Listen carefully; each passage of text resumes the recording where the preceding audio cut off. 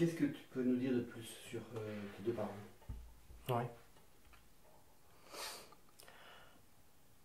Quand j'ai découvert la famille, en fait, quand j'ai eu conscience, parce que mes souvenirs d'enfant remontent, ça remonte pas très loin, en fait. Je pense que mes premiers souvenirs sont de l'ordre de 8 ans, quelque chose comme ça, je dirais.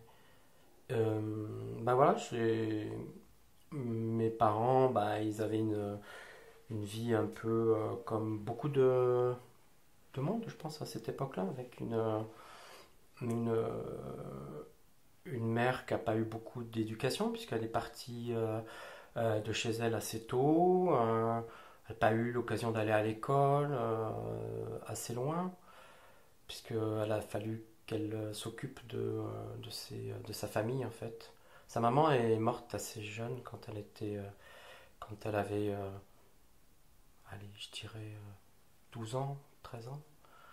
Donc elle est partie assez tôt, donc c'était une des seules filles d'une famille de 7 enfants, ou 8, 7 ou 8. Et donc il a fallu qu'elle s'occupe, la grande sœur, elle ne voulait pas s'occuper de tout ça. Donc elle, c'était la petite dernière, donc c'était elle qui était attitrée à faire ça.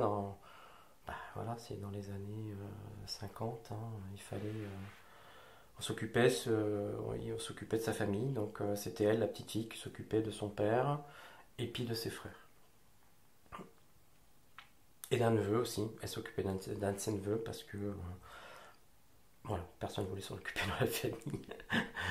Donc voilà, donc elle vit dans cette ambiance-là, dans les Pyrénées et dans Oloron-Sainte-Marie. Et voilà, après elle trouve quelqu'un avec qui vivre, qui est de Bourges. Et d'Oloron, c'est deux endroits complètement différents. C'est une rencontre de vacances. Et on va dire, voilà, il la ramène dans ses bagages. Voilà, et puis donc il se marie, et puis vite fait, elle a un enfant, ma sœur. Et peu de temps après, elle a un garçon, moi. Et voilà, la vie est quasiment faite, quoi. Donc maintenant, il faut s'occuper des enfants, il faut s'occuper de la maison, il faut s'occuper de son homme, il faut s'occuper de tout ça. Enfin, je pense que voilà, c'est une vie que beaucoup de femmes ont vécu à cette époque-là et peuvent encore peut-être maintenant, mais de moins en moins, j'espère.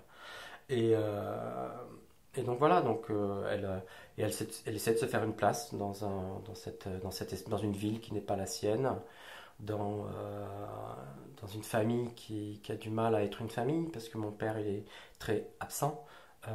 Il a toujours une bonne raison d'aller voir ses parents qui sont proches de là où on habite. Donc il est souvent chez ses parents, ou alors aller voir des copains, ou alors avec une activité aussi qu'il a beaucoup pratiqué, c'était le maraîchage.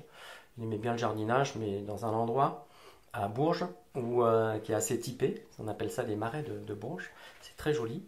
Et en fait, c'est des petits lopins de terre qui sont sur l'eau, dans des marais. Et il faut avoir sa barque, il faut avoir tout ça pour y aller. Et donc, il passait un temps fou à jardiner des légumes.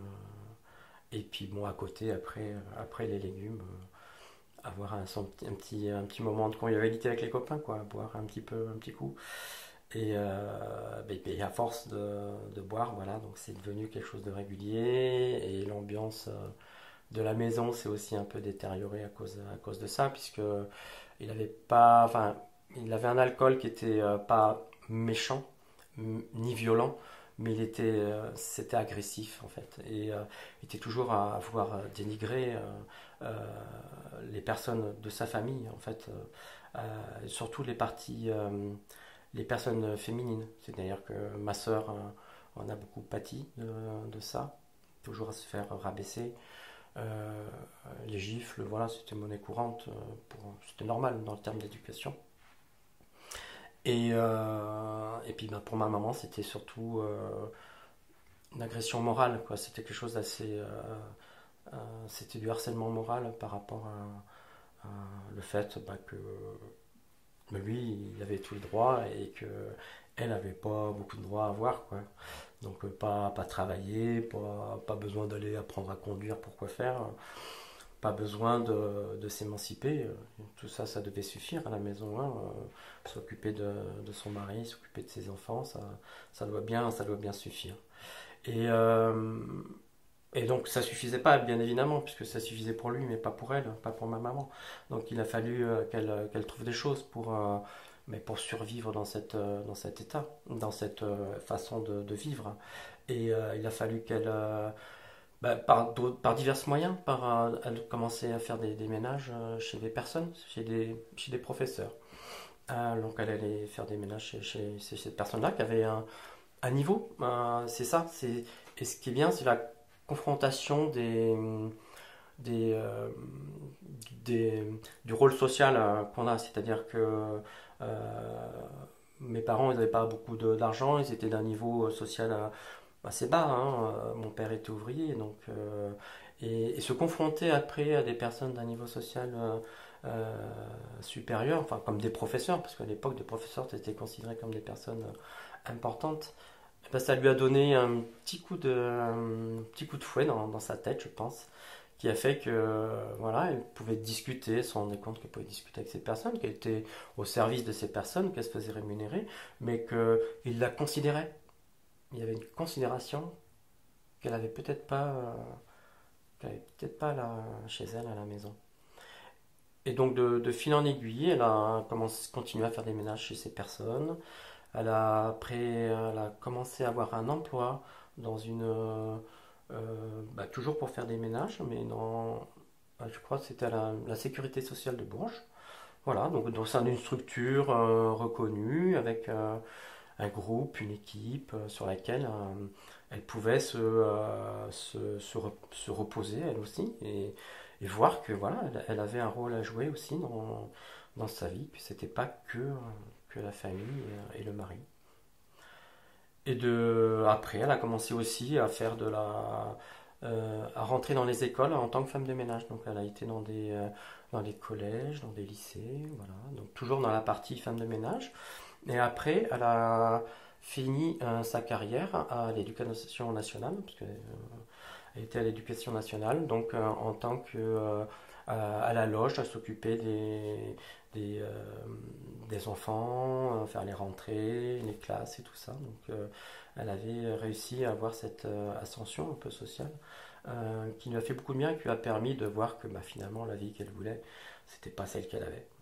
Donc alors après, voilà, quand on se rend compte de ça, faut passer le cap. Faut se dire, bah voilà, qu'est-ce que je fais maintenant? Donc, ok, il y a mon fils qui est là, il m'aide, il est présent, mais moi j'ai toujours été là pour l'aider en termes de force intérieure, de lui montrer que voilà, il y avait d'autres choses, mais je voulais pas faire les choses à sa place. C'est des choses qui doivent venir de la personne. Euh, Parce que quand on fait les choses à la place d'autres personnes, généralement ça capote et on est déçu parce que ça marche pas. Donc je voulais qu'elle fasse les choses par elle-même et elle a réussi à s'entourer par moments, à certaines périodes de sa vie, de personnes qui l'ont, le hasard des rencontres, puis le fait de se confier aussi, de parler de ce qu'on vit. Beaucoup de gens l'ont aidé pour pouvoir passer le cap, c'est-à-dire de lui offrir une maison de fonction quand elle était dans l'éducation nationale. Elle a réussi à avoir une maison de fonction pour lui permettre de plus être dans le foyer. Puisque donc moi je suis parti, ma soeur était partie depuis longtemps, à 18 ans, elle avait décidé de partir, et ça se comprend, puisqu'elle n'était pas heureuse. Donc et moi je suis parti à l'âge de 20 ans, quand j'ai commencé à faire mes études supérieures. Donc à partir de ce moment-là, elle a pu se rendre compte que c'était pas la vie qu'elle voulait avoir, c'était pas la vie qu'elle voulait avoir à la retraite surtout, toute seule, euh, dans cette configuration. Donc ça l'a boosté pour se dire non, je vais faire quelque chose là, il faut que je fasse quelque chose. Et elle l'a fait, elle est partie du foyer donc dans le logement de fonction. Elle a réussi à mettre en pratique après avec des personnes du collège là où elle était. Elle a, elle a engagé, enfin, c'est pris un avocat pour pouvoir faire un divorce. Et le divorce a été prononcé. Non, elle est partie à l'âge de 65 ans et elle a divorcé 2 ou 3 ans après, donc 66, 67. Donc il n'y a pas d'âge. Et quand je parle de force intérieure, que moi j'en ai une, je sais d'où je la tiens. Et ton papa était ouvrier, tu disais? Oui. Dans quel domaine? Alors mon papa, il était ajusteur à l'aérospatiale. On appelait ça la SNIAS. En fait, Bourges, c'était une grande ville où il y avait beaucoup d'établissements militaires et il y a cette usine d'aérospatiale qui fabriquait des pièces d'usine pour les avions. Donc il est rentré là tout de suite après avoir appris un métier d'ajusteur. Et après, il a rentré là et il a fait sa carrière ici pendant 40 et quelques années. Mais il nous parlait pas trop de son métier. C'était pas, je sais qu'il partait en bus tous les matins 6h30, qu'il revenait à 4h30. Et après, même quand je le voyais au retour de son boulot, il n'en parlait pas trop parce que bon, je pense que c'est pas quelque chose qui devait l'épanouir plus que ça. Donc voilà, donc peu après, il rentrait de son travail et puis partait au marais pour se vider un peu les idées, pour se changer les idées. Voilà, donc voilà, c'est une vie un peu je veux dire, d'ouvrier, comme il y a pu y en avoir plein à cette époque-là où ben, on travaillait pour gagner sa vie, pour gagner de l'argent, même si ça ne nous plaisait pas spécialement, mais voilà, c'était pour faire vivre sa famille, tout simplement. Ou maintenant, je pense que c'est vraiment beaucoup plus intéressant de choisir un métier et de dire, ben voilà, je vais travailler dans ce domaine-là, mais je vais y prendre du plaisir. Chose que je pense que beaucoup ne pouvaient pas faire à cette époque-là. Qu'est-ce que tu as appris de tes parents?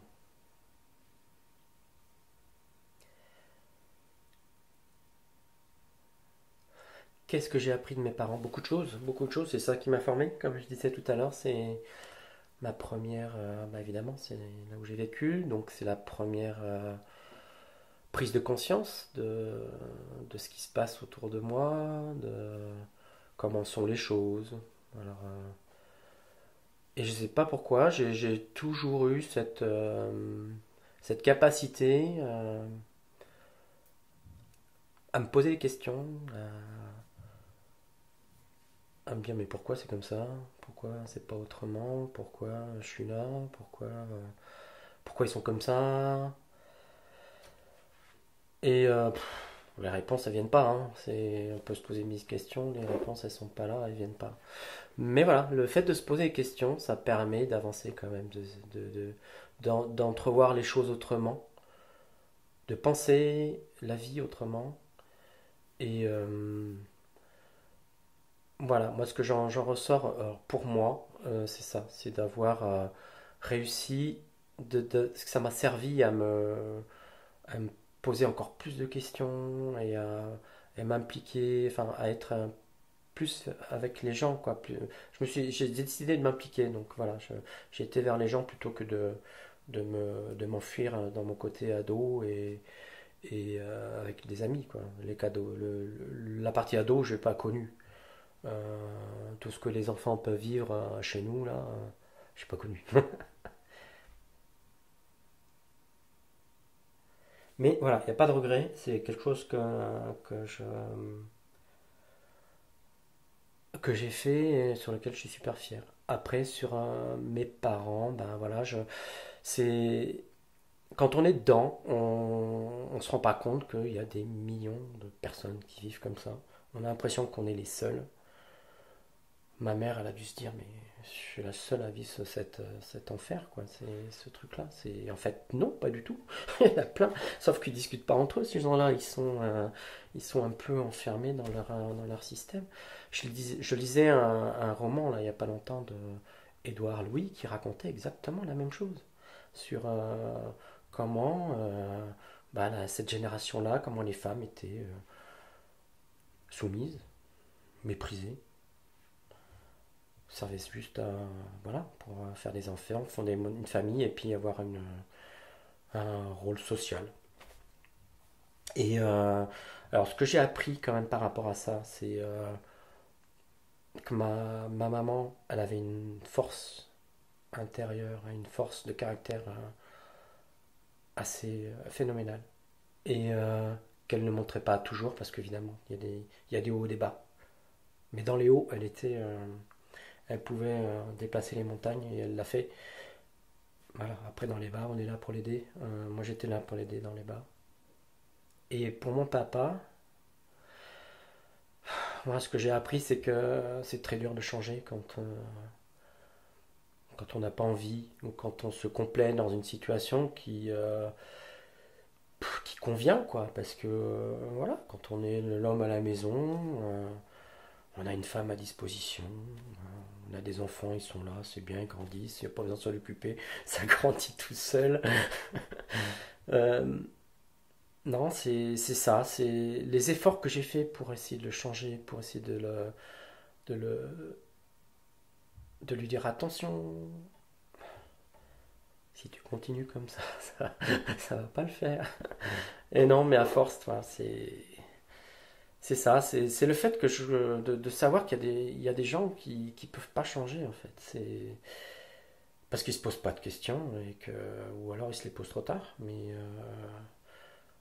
quand on n'a pas envie d'évoluer, ben on n'évolue pas. On reste dans cette partie de nous qui est statique et on n'avance plus et on attend. Et puis quand on attend, bah, la chute elle arrive, la chute arrive. Donc voilà, c'est un peu ça que j'ai appris quand même de mon papa. Mais voilà, bon maintenant après tous les deux on refait on fait leur vie. J'allais dire on refait leur vie, non pas spécialement. Ils n'ont pas refait leur vie, ils ont vécu, continué à vivre séparément sans se mettre avec quelqu'un. Donc ma maman, voilà, nous a rejoint la famille ici à Metz depuis 4 ans maintenant. Elle a prévu de faire un déménagement à presque 75 ans. Voilà, c'est elle qui a décidé, c'est pas nous qui l'avons forcé, c'est elle qui a choisi.